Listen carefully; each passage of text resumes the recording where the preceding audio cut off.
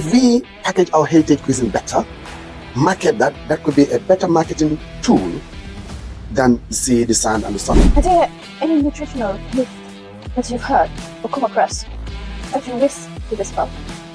And that's most of them.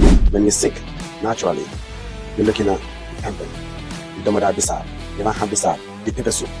These are healthy dishes that we decide to leave, but they follow us. When we're sick, our body asks us to go back to who we are. And 8 out of 10, when you consume those, we come back. The rate at which diabetes is being pronounced in this country is very alarming. What do you think is the main cause? The main cause is one thing. So if you go to Ghana, Gambia Tourism Board trained Ghana Tourism on how to operate in tourism. But why are they ahead of us? How do you stay inspired and avoid creative burnout in such a competitive industry? Food in the Gambia can become the biggest marketing tool for our destination. Destination Gambia through food. Why are we not venturing into that? A Fula comes out, producing their Fula heritage cuisine with the Fula attire and the Fula music into it as well, and in fact activity based on heritage cuisine. See how would that change? Revolution of our cuisine, revolution of our tradition, perception of the way we take things need to change, attitude towards what we do need to change for us to see a better tomorrow, for Gambia to become a Gambia we used to know.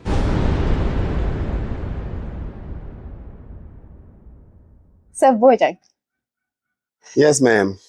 you led the Gambia to be the first nation in Africa to earn 5 gold medals in gastronomy. And I know you have extensive experience when it comes to food in general. Why does this matter? Or why does this subject matter? Matter to society? And maybe more importantly, why did it enough matter to you? Well, when I say focusing on what matters makes you matter, we focused on what matters. And what matters is having to peg our pegs on how do we take our country further down. Because I remember the president of gastronomy in France, George Grunwald, himself said, for him to be able to know the existence of the Gambia is through food and through me. And then that alone is something else. Gambia leading with 5 gold medals in the continent of Africa, to me, is just a step ahead of us having to revisit who we are, identify who we are, and get back to who we were. Then we become a better person for ourselves. So it matters. Now, someone may be wondering, here in gastronomy, what can you tell us about that? Gastronomy, is more to do the study of food and culture. When you say food and culture, it's about how the food is being prepared, the technicalities, the techniques behind the production of the food, and how it's been served, and also, service after cooking, all the techniques involved in it. So now when you say food here and the culture here, you marry them together. It's gastronomy. Because when we go through our forefathers, the way they used to consume or eat is all combined, or the combination of the two aspects, which is the component of culture and the component of food, and they're married together to bring great product. So gastronomy is purely food and culture. Yeah. Oh, that's really beautiful. Looking at the modern society we are in, having to blend the two. Do you think that is what makes you different? Yes, because I believe it matters. And that's why whatever I do becomes something great. Because when you look at it, I always believe in this, to say, we have left who we are and then got ourselves to who we want to become. And then now that's now affecting who we were to who we want to become. And we become lost in spaces. And this is why us as Gambians, we all have foreign bodies, in the sense that we are not eating who we are meant to eat.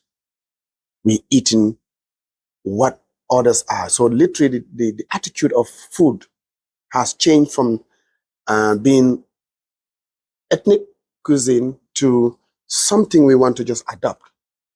And then when we say you are what you eat, if you eat foreign food, you become foreign.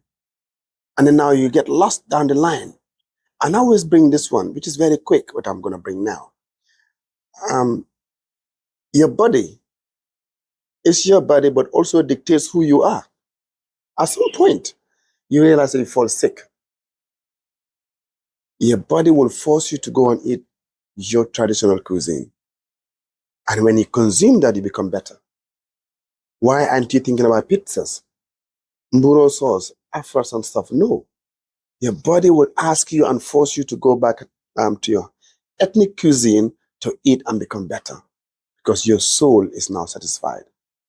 When we're sick, naturally, we're looking at the pempem, the domoda bisab, the ranha bisab, the pepper soup. These are healthy dishes that we decide to leave, but they follow us. When we're sick, our body asks us to go back to who we are. And 8 out of 10, when we consume those, we become better.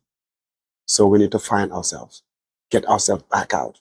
Because when we become foreign, we're even struggling to find our own medications. Because our bodies have now gone to a different planet, which doesn't belong to us. Let's stay who we are, consume our ethnic cuisine to become who we are.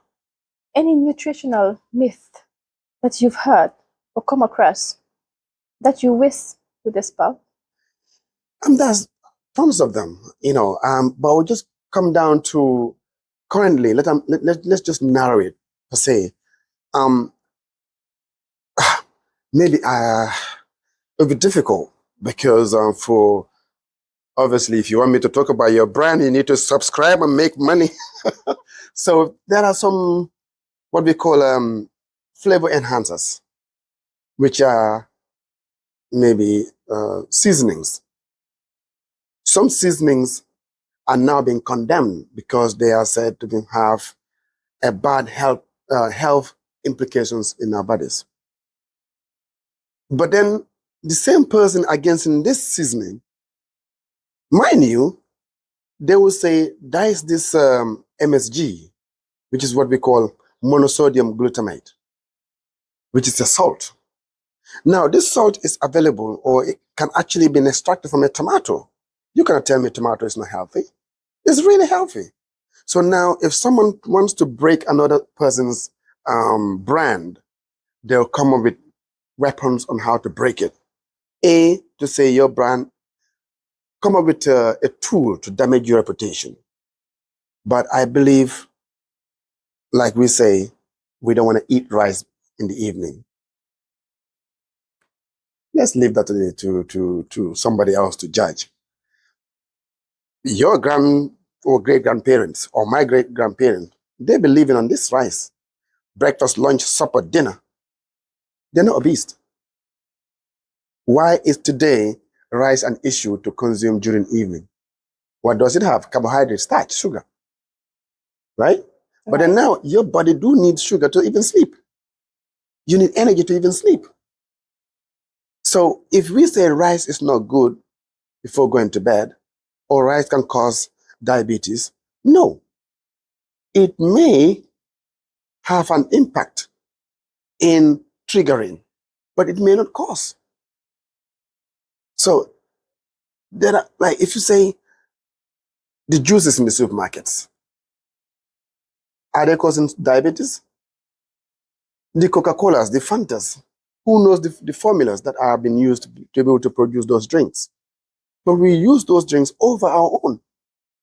But yes, because they are canned, they are imported, and they are in a can.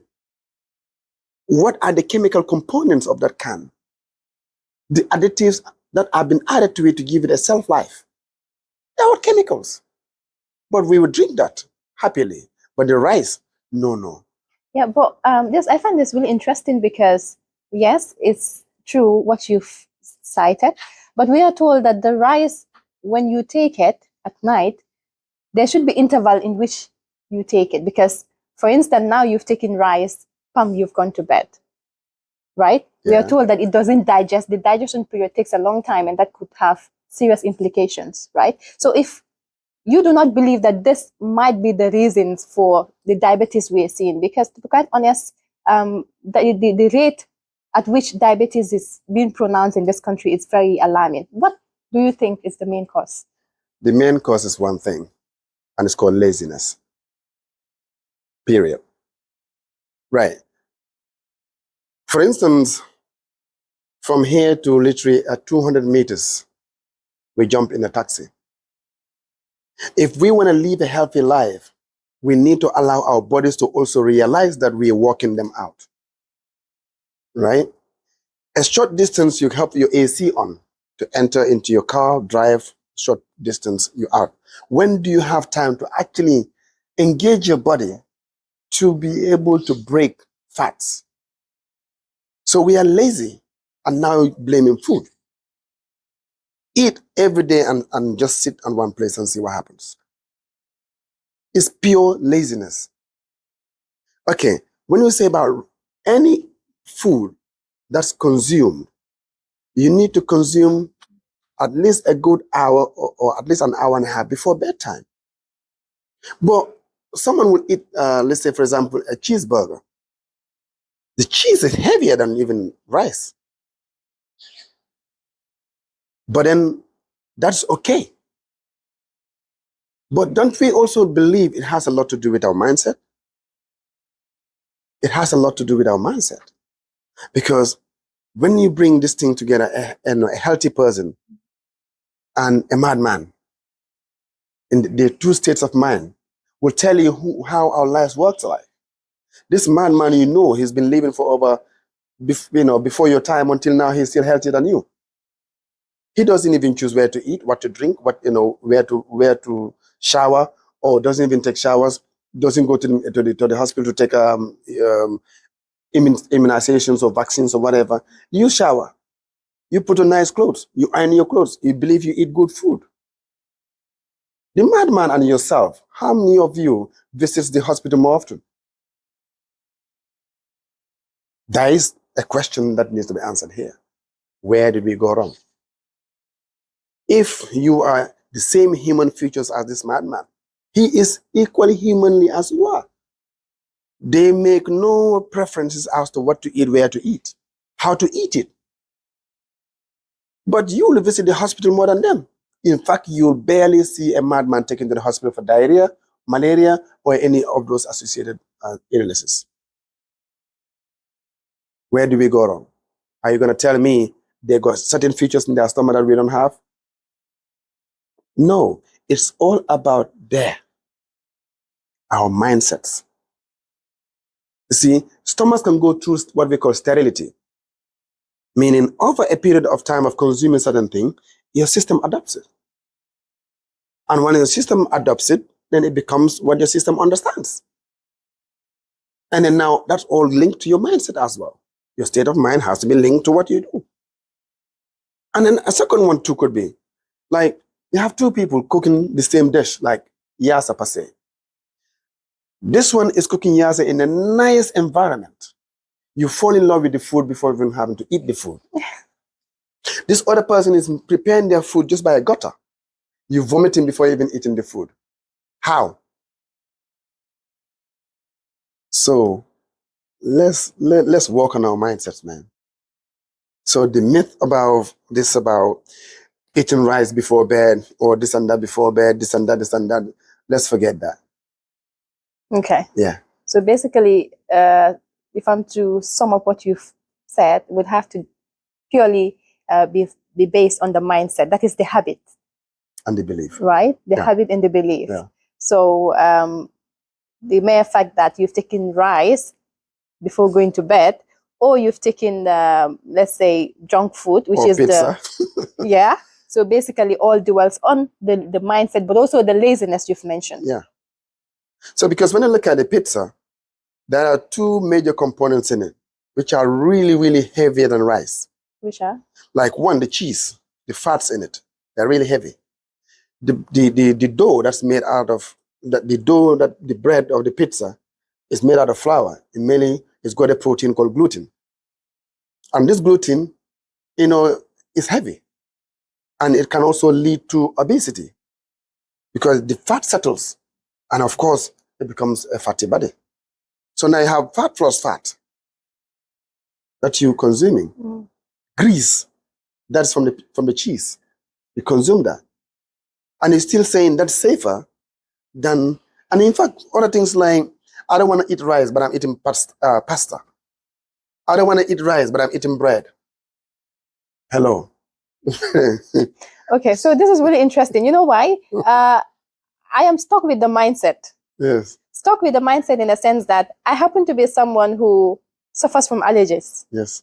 And thanks to you as my expert, I'm able to understand what foods to eat and what not to eat. Would you therefore relate this to the mindset equally? There is a natural, because when it comes to allergen, an allergen is what we call kind of like anything that will trigger your immune system. Because an allergen is something to do with your immune system, which hasn't got anything to do with your mindset. So, in other words, intolerance, because allergen and intolerance work together. And that's why in the 14 allergens globally recognized, you have allergen and intolerant stroke. So you see that when you are allergic to something, this has something to do with your immune system. So if you see something and you throw up, that is intolerant part of it too. But it's nothing to do with an allergen. So you can consume something and you are intolerant, meaning you become uncomfortable, or you get what we call discomfort. Okay. What is one Senegambian dish you would advise for people to stop consuming, or at least limit it?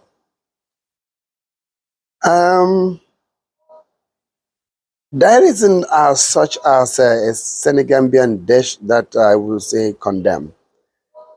It's all about gastronomy again, the mode of preparation and ingredients involved. Because all our Senegambian dishes supposed to be healthy cuisines. Because I cannot knock down domoda. No. I cannot knock down yassa. No. I cannot knock down super.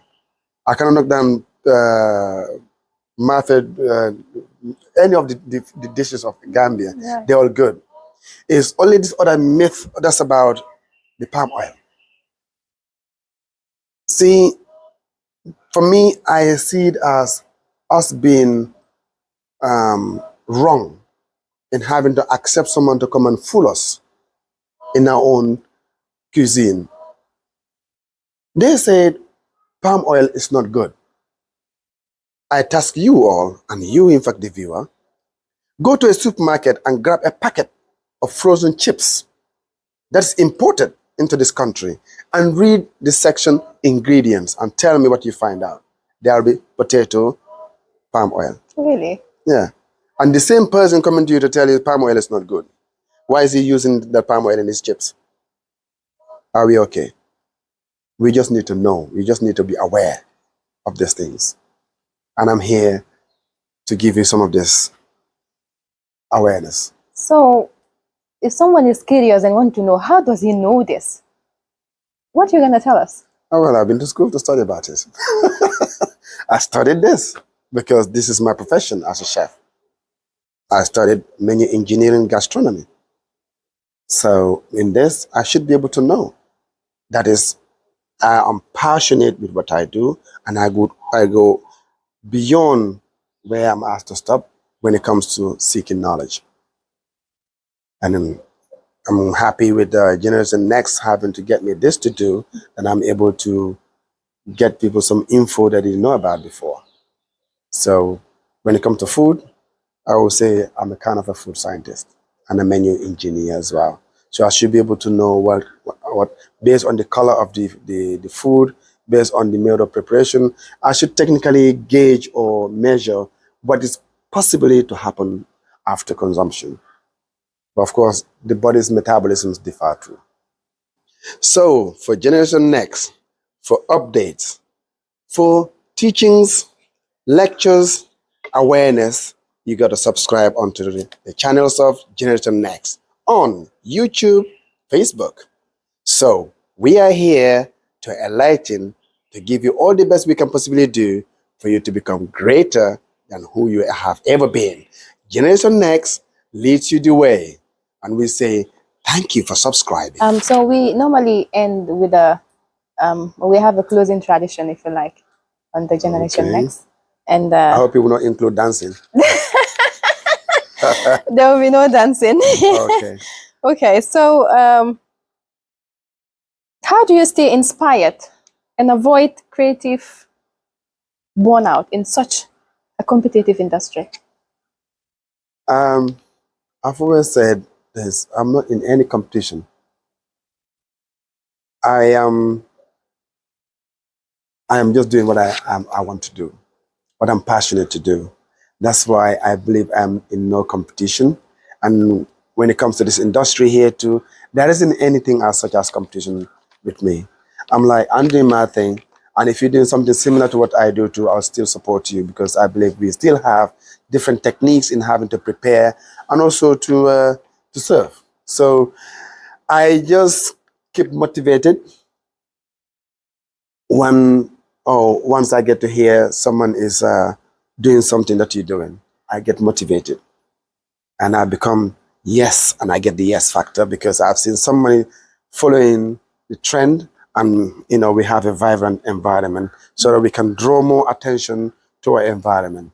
There are many of us in the houses that really need to be inspired to come out, and but when we come out, there should be this versatile availabilities for people to come and explore what we got to offer. Right. So that's what I believe.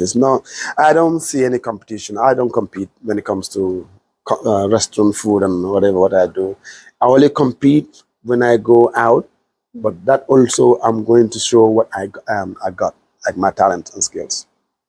So here, competition alado. Beautiful. Now I'll take you back to an interview that I watched. In fact, you shared that interview, and having had the interviewer mention the 3 most attractive sites in this country, that is, of course, the 3S when it comes to tourism, and having mentioned the sand, the sea, the sun. But we don't hear people talk about the food. Because we just reluctant, and we just so how would I say this self-hatred. Your product is good, and then now you don't have the sandy beach that other countries don't have.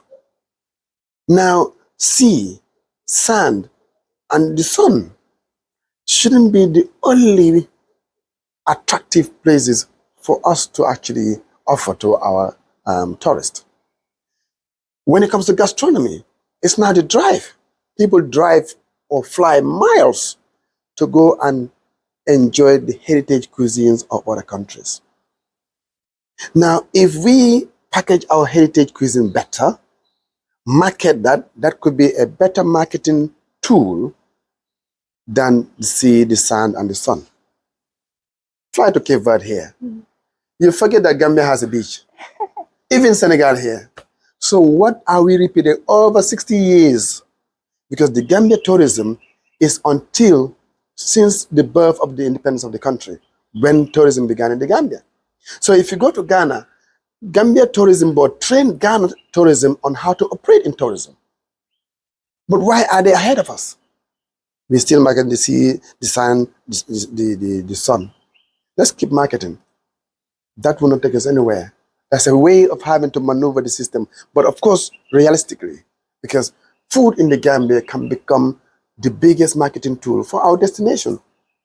Destination Gambia through food. Mm-hmm. Why are we not venturing into that?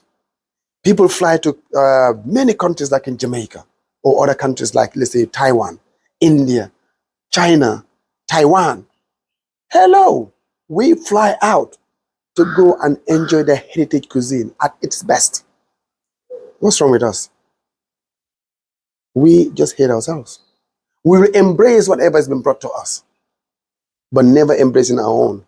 That makes us weak, and we will just stay there It's about time for us to literally revisit the way we think and perceive, and of course, the way we promote the product that we have in the Gambia. There is no valuable product than food in this country.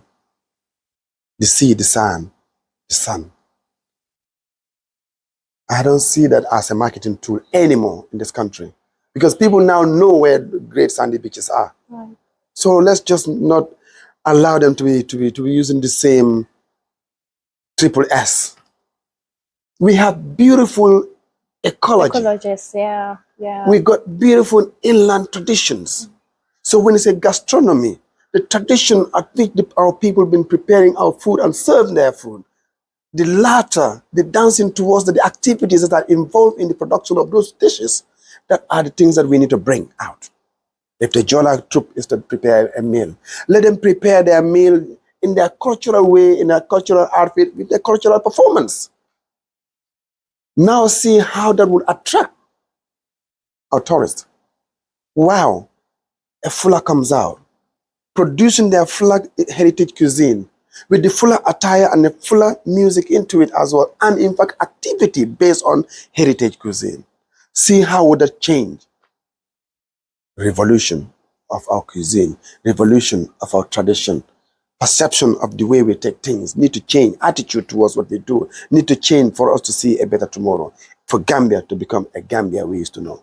Okay, really interesting because me on the other hand, I'm thinking, yes, Seth having to be the manifesto, bringing to light the differences, having forgotten the 3S that we so much believe.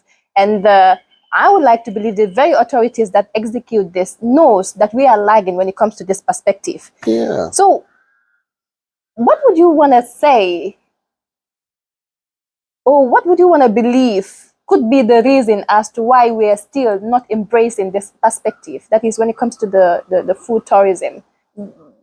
What would you want to say could be the reason why we are not embracing that? If you it's a lot to do with, I would say, the bodies responsible for this.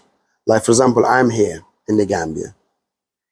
Other countries will embrace me. Like when I arrive or travel to Nigeria or other countries, the first thing they want me to do is like, how do I have a platform, or how do I become the first person or even the last person to do a speech on food and culture? Now, I'm here in the Gambia.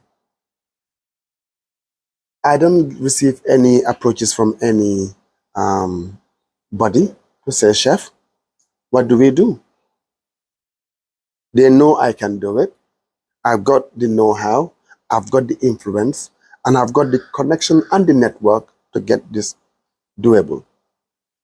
Like 3 years ago, I wanted to bring a Gambian Nigerian food festival to the Gambia, which I had my people ready for it. All I needed was a letter from the ministry to say, we are in support of this.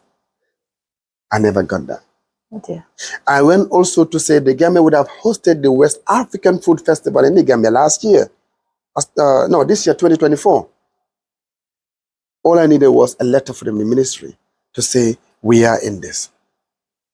Because whatever I'm to operate in this country to do with tourism, the ministry cannot be left out, and the body's responsible can be left out. Because it's an interstate activity.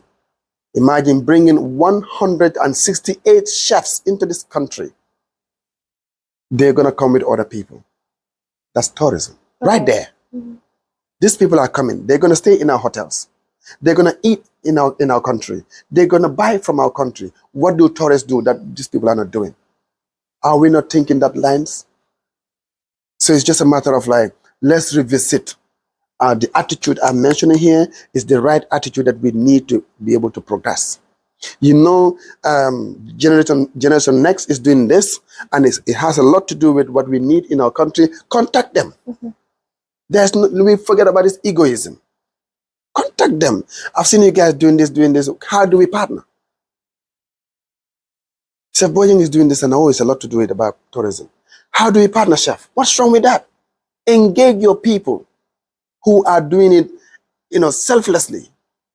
But if you are doing it, like for example, now I've seen TikTokers they're using to go and market what we have. Boat, jet skiing, boats, speed boats. The Gambia is the last country to have that. You want to market that? The Gambia being the last country to market, to have speedboat and jet skiing.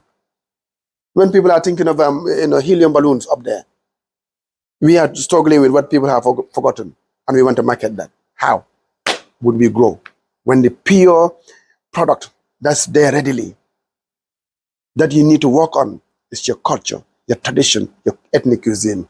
Push that and bring more, because that will now empower our people in having to go back to who they are. But if you show them what you want to be, come on, we go out there to study and come home and make our country become bigger and better. We're not out there for me, I see it as we are here to milk each other. Milk to the sense that, I have an opportunity there, I need to go grab something. When I grab that, I'm done. Create here events and project. When the project is about $2 a year, or inflate the $5. That is the wrong attitude. And what we need here is not the sun, the sand, and the sea. We have a very rich culture, Right. very rich ethnic environment, and the cuisine is amazing. Fantastic. What's wrong in us using that as a tool to become a better country through our own people? Less cost, and of course, the sustainability is forever. And it's your own as well, so you're proud of it. Yes. So it's a question that remains to be answered by the authorities. Self-pride. If you want to leave a legacy, work on these dots. When you work on them, you will leave a legacy. Because right now, I don't know, these proper cultural troops, I just don't see them as they used to be, because they are not empowered and encouraged. As a young mentor, I'm a grandpa and career, well, we leave it at that. And career coach, what advice do you give to young people who aspire to follow in your footsteps? Do you think we have time? Yes. Do you have a pen and a paper, or maybe a recorder with loads of memory for you to capture all this? We will try. Well, then I'll try and condense it, or how do you call it? Summarize it. Yes. In your way. I have a word that I created, but also an abbreviation, and it is DAP. DAP. So that DAP, the D stands for discipline. I believe in our young generation, there's a problem when it comes to discipline.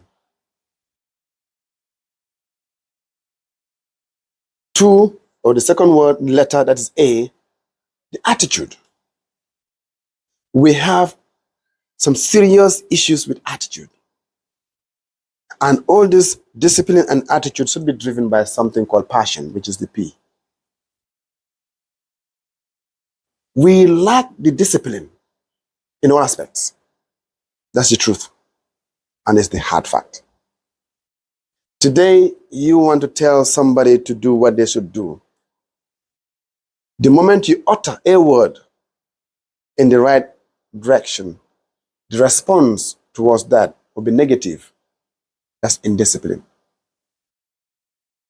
And the attentiveness, and of course, the lack of zeal and enthusiasm towards what they do will now define it narrowly about their attitude.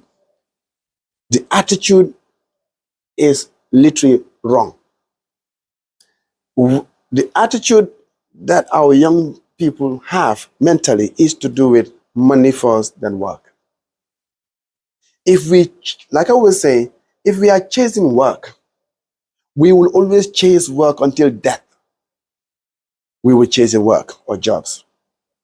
But if you chase skills, you chase the know-how, the knowledge, then now you're not going to be the one chasing for jobs. Jobs will be chasing you. Because you've used your time on chasing knowledge and skills. Now that now in return is going to force potential employers to now scramble for you. At some point, you may become an asset for bidding. Who pays the highest bid employs you. Now, passion. We don't do it with passion. Most of the jobs that we do here in the Gambia is like to get paid for it by the end of the month. And if you're doing energy, like going to the hospitals, nurses and doctors, yes, they do a good job. But let's say 6 out of 10, you will see them sitting recklessly because they know that's a job that is paying their bills, but they're not passionate with what they do. In fact, across the board, sorry about the nurses, they did a great job, but when you go to certain areas, in fact, it's the worst. Even when you go to the banks, the customer service is just literally, it's like you have been, it's like they're the ones, paying you. Right. When it's because of your little monies that you take into the bank for deposit that pays their bills. But it feels like they're the ones paying you. So you need to now, kind of like specify them if you like. Yeah, sort of in that manner, which is wrong. I always say, whenever you're doing your job with passion, someone coming into your business or establishment is not actually coming for the business. That person probably is coming there because they want to tap into you. So when you do a great job, you have more potential of someone coming into your business to grab you for somewhere else. But you have to perform not to please the boss. If you perform to please the boss, then you're still not performing. Because in the event the boss is away, you become the black sheep. Yeah, I remember Babu Sise saying that on the platform. That's the Gambian international actor, that some people would do the job because the boss is there. Once the boss is not there, then the job is not properly done. And I can concur with exactly what you're saying, Bojang. It's true. Thank you so much. Any final advice you may want to throw out there? Let's embrace what we have, make do with what we have, and become great in what we have. For young ones, please. Money will come if you chase the skills and the knowledge. Right. Whatever you do with passion, and whatever you do with respect, with the right attitude, and with discipline. Let's have discipline, for respect for ourselves, respect for our jobs, and respect for our people and our elders. It's really important. Our forefathers have been so respectful. They respect their elders. They don't utter words. This insulting over the online, insulting, this cursing on each other is wrong. Only someone without education, without knowledge, and lacks awareness will go on internet ranting and insulting. That's what is exactly happening. If you are aware, if you have self-respect, you will not disrespect anybody. So let's have self-respect, and then we will not disrespect nobody. Thank you so much. It has been a pleasure, Sir Bojang. We really appreciate it. And of course, we've all heard it. He is someone we are all looking towards emulating, of course, taking the Gambia to the international level. And therefore, it means, it's important that we hear the advices that they give. Discipline it's key, but also embracing our very own is important, right? We've all heard it, and I'm sure I've gotten lots of takeaway from it, and I would like to believe you do as well. So on this note, on behalf of the entire Generation Next team, I would love to thank my directors, Betty and Mohammed, of course, and of course you out there who's watching. We encourage you to like, to share, and to subscribe as well. Until we come your way again, it's a cheers from Chef Bojang and Sarah Osisi, if you like. Cheers.